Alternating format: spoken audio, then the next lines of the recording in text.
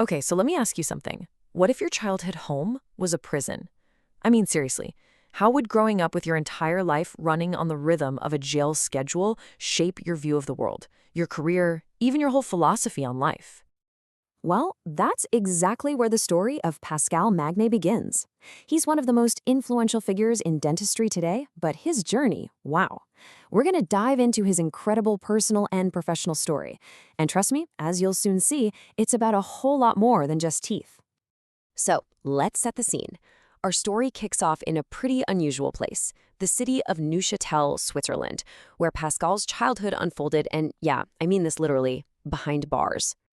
Now hold on, Pascal wasn't an inmate. His father, Albin, was actually the jail director, and the family lived in an apartment that was connected to the 30-cell prison. And get this, his dad was known for being so compassionate, he actually called the inmates his guests. You can just imagine how an upbringing like that would give you a pretty unique perspective on humanity. And yeah, it definitely influenced Pascal for years to come. But the biggest influence in his young life wasn't even the prison, it was his older brother, Michel. Michel was a master dental ceramist, a total artist who described his own work as 3D painting.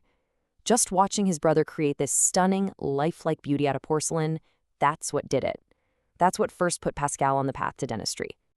So Pascal runs with that inspiration. He totally excels in dental school. But then, as he actually starts his career, that initial artistic fire started to flicker out, replaced by this deep sense of frustration, even disillusionment. He was just hitting a wall. The crowns, the bridges he was making, they just didn't look natural. And on top of that, he was seeing work from really talented clinicians fail, and it made him question everything. He got to a point where he was seriously wondering, can I actually do this for the rest of my life? And then came the turning point. It's 1992. He's working on a case with his brother, and they do something that just defies all conventional wisdom. They decide to bond these big 5mm pieces of porcelain to fix some fractured front teeth. Now, at the time, everyone was taught, don't you dare go over 2mm. So this was a huge, huge risk. But it worked, and it worked beautifully. That one daring success, it completely reignited his passion for dentistry. So, okay, his career is finally finding this new, revolutionary path. But right at that moment, a series of incredibly personal events kicks off. Events that would totally transform the entire foundation of his life. I mean, talk about a perfect storm. He gets hit with two life-altering things at the exact same time. First, his mother is diagnosed with advanced cancer, which is just a devastating blow. And then, at the same time, his brother, his hero Michel, has this profound spiritual experience and finds this deep Christian faith. This 1-2 punch is what prompted Pascal to start what he called his own 6-month investigative journey.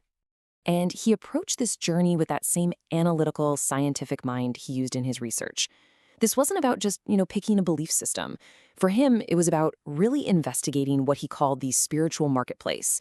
He was methodical. He asked these really core questions, and he dove deep into the sacred texts of Islam, Judaism, Buddhism, and Christianity, looking for answers he could actually verify. So after months of this methodical research, he found that for him, all the evidence seemed to be pointing in one direction. He came to the conclusion that the Bible was telling the truth. And so in May of 1995, he made the very personal decision to embrace that faith as his own.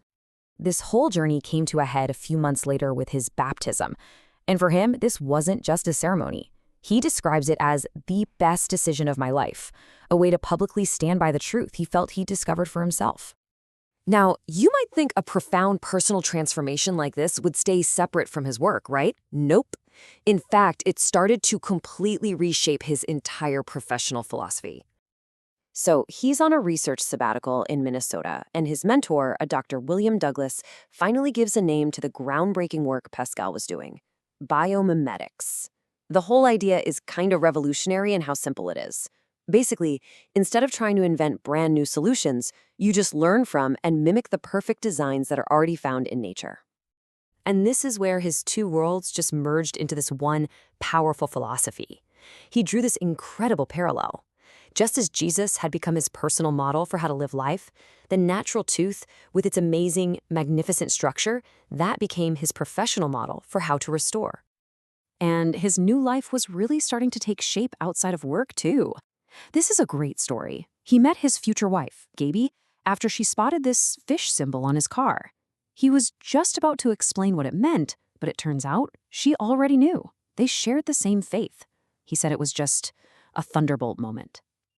And just a few years later, their family started to grow. This right here is the ultrasound of their daughter, Irene, who was born in 2003.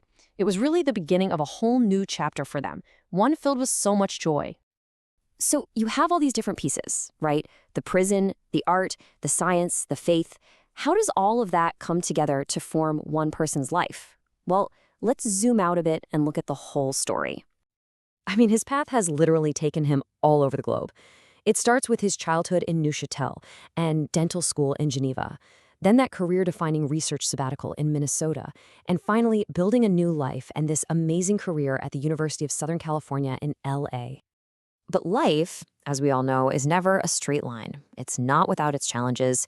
He tells the story about one day when he was feeling totally tired and discouraged, and his 6-year-old son, Santiago, just looked at him and asked this incredibly simple but profound question. He said it was a powerful lesson that just set him right back on track. And this really brings us full circle. Here he is with his family back in his hometown of Neuchâtel, and he's standing right next to that prison tower where this whole incredible journey began. It's just such a powerful image of a life that's truly grounded in what matters most. So we'll end with his reflection on all of this, which I think is just beautiful.